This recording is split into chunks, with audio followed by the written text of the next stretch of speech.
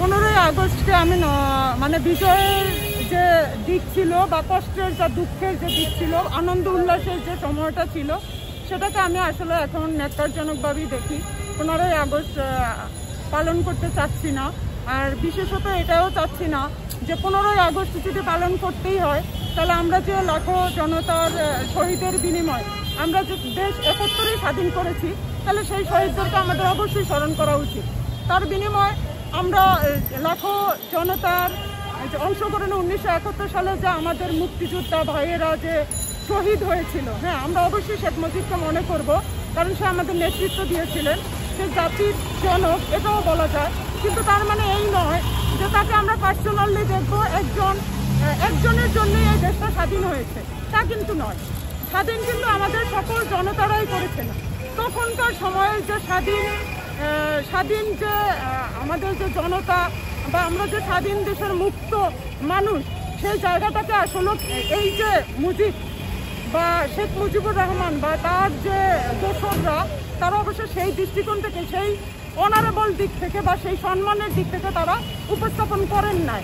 ভুল শিক্ষার মাধ্যমে স্বাধীনতাটাকে শোষিত করেছে এবং জনগণকে শোষণের একটা দ্বার প্রান্তে নিয়ে আসছে। যে আদর্শ ছিল, যে 71 ছিল, যে মুক্তিযোদ্ধা ছিল, আসলে এই মুক্তিযোদ্ধা আমরা এত বছরে, এই 50 বছরে দেখি নাই। তো সেই 50 বছরের নিরিখে এসে আমরা যে চাপা ক্ষোভ, চাপা ব্যথা এবং আমাদের যে যন্ত্রণা, সেই যন্ত্রণার বহির্প্রকাশ আসলে 2024 5ই অগস্ট অর্থাৎ 36শে জুলাই এটাতে আমরা আনন্দের সাথে পেয়েছি। অতএব এই দুষ্কৃতকারীদেরকে এই স্বাধীন বাংলায় অবশ্যই না, এখানে আমরা 15ই আগস্ট ভুলে যাব।